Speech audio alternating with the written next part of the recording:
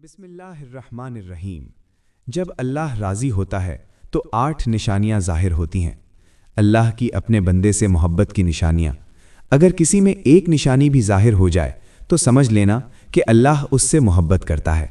साथ ही आपको बताएंगे कि हज़रत अली रज़ी अल्लाह ताला अन्हु ने फरमाया कि औरत को गाली देना कैसा है और उसके साथ मारपीट करना कैसा है और उससे घर में क्या होता है। नाज़रीन, सबसे पहली निशानी ये है कि अल्लाह पाक जिसको दीन की समझ अता फरमाते हैं, दीन से जोड़ देते हैं, तो उसे अपना महबूब बना लेते हैं।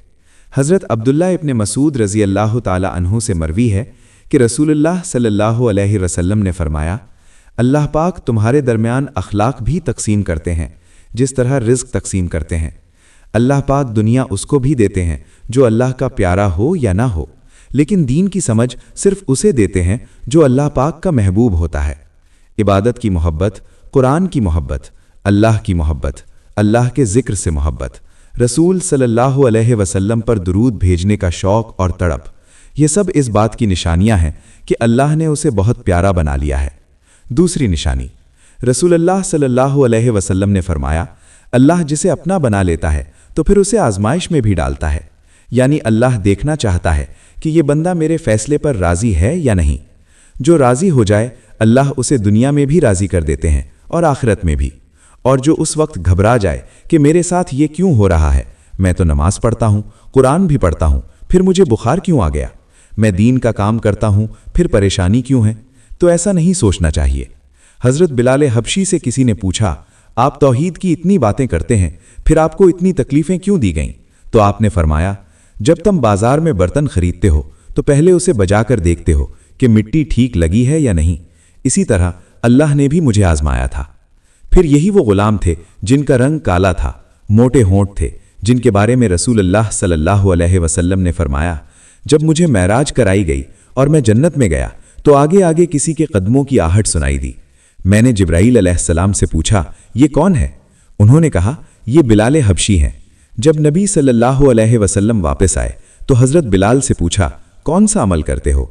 उन्होंने अर्ज़ किया, या रसूलल्लाह सल्लल्लाहु अलैहि वसल्लम, आपने ही फरमाया था कि हर वक्त बावुज़ू रहो। सो जब मेरा वुज़ू टूट जाता है तो मैं फ़ौरन नया वुज़ू कर लेता हूँ और उसके बाद 2 रकत नमाज पढ़ लेता हूँ। जो शख्स ज़मीन पर चलता है और उसके कदमों की आहट जन्नत में सुनाई देती है, ये अल्लाह की मोहब्बत की निशानी है। इसीलिए आजमाइश अल्लाह की मोहब्बत की दूसरी निशानी है। तीसरी निशानी बहुत ही खूबसूरत है। जब अल्लाह किसी बंदे से मोहब्बत करते हैं तो उसकी ज़िंदगी में खूबसूरत तब्दीली ले आते हैं। हदीस में आता है, जब अल्लाह किसी से मोहब्बत करते हैं तो जिब्राईल को फरमाते हैं, मैं फ़ुला बंदे से मोहब्बत करता हूँ, तुम भी उससे मोहब्बत करो। फिर जिब्राईल तमाम फरिश्तों में ऐलान करते हैं कि अल्लाह ने फ़ुला बंदे को महबूब बना लिया है, तुम भी उससे मोहब्बत करो। फिर आसमानों के करोड़ों फरिश्ते उससे मोहब्बत करने लगते हैं। फिर एक फरिश्ता ज़मीन पर आता है और ऐलान करता है, लोगों, फ़ुला शख्स अल्लाह का महबूब है, उससे मोहब्बत करो। फिर अल्लाह लोगों के दिलों में उस बंदे की मोहब्बत डाल देते हैं। इसीलिए दुनिया में 2 काम ज़रूर करो ताकि अल्लाह हमसे राज़ी हो जाए और हमें अपना महबूब बना ले। इंशाअल्लाह दुनिया और आखिरत दोनों में कामयाबी मिलेगी। हज़रत अब्दुल्ला इब्न अब्बास फरमाते हैं, जब नेकियां कबूल हो जाती हैं तो इंसान के जिस्म में 5 निशानियां ज़ाहिर होती हैं। नंबर 1, चेहरे पर नूर, ताजगी और रौनक आ जाती है। नंबर 2, दिल रोशन हो जाता है, वो हर हाल में अल्लाह से उम्मीद रखता है। नंबर 3, शैतान उस पर असर नहीं डाल सकता, नेकी की ताकत पैदा हो जाती है। नंबर 4, रिज़्क में बरकत पैदा हो जाती है, खाह कितना भी खर्च करे कमी नहीं होती। नंबर 5, लोगों के दिलों में उसकी मोहब्बत डाल दी जाती है। नाजरीन, अब हम आते हैं औरत की जिम्मेदारी पर।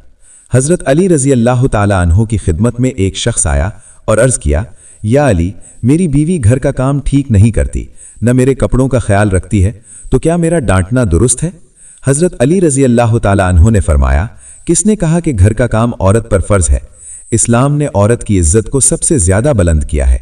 मैंने रसूल अल्लाह से सुना है कि औरत की सबसे बड़ी जिम्मेदारी औलाद की अच्छी परवरिश है, और अगर वो शौहर से इस पर उजरत मांगे तो हक रखती है। अगर औरत खुशी से घर का काम करे तो ये उसका एहसान है, उसका बड़ापन है, उसका एहतराम किया करो। रसूलुल्लाह सल्लल्लाहु अलैहि वसल्लम ने फरमाया, जब औरत घर का काम करती है तो फरिश्ते नाजिल होते हैं और उसके लिए इबादत लिखते रहते हैं।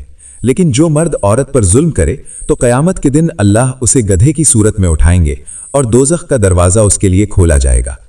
حضرت علی رضی اللہ تعالیٰ عنہ فرماتے ہیں، جس گھر میں عورت روتی ہے اس گھر میں رزق کے فرشتے نہیں آتے اور مرد کے رزق کی راہیں تنگ ہو جاتی ہیں۔ اگر چاہتے ہو کہ رزق میں برکت ہو تو عورتوں کا خیال رکھو، انہیں خوش رکھو، اللہ تمہیں عزت، دولت اور کامیابی عطا فرمائے گا۔ ایک مرتبہ حضرت علی رضی اللہ تعالیٰ عنہ گزر رہے تھے، ایک شخص اپنی بیوی کو ذلیل کر رہا تھا۔ آپ نے فرمایا، اللہ نے مرد کو طاقت اس لیے دی ہے کہ وہ عورت کی حفاظت کرے نہ کہ ظلم کرے۔ جو عورت پر ظلم کرتا ہے اس پر اللہ لعنت بھیجتے ہیں۔ نکاح کا مطلب عورت کو غلام بنانا نہیں بلکہ مدد لینا ہے، نسل بڑھانے کے لیے اور اولاد کی اچھی تربیت کے لیے۔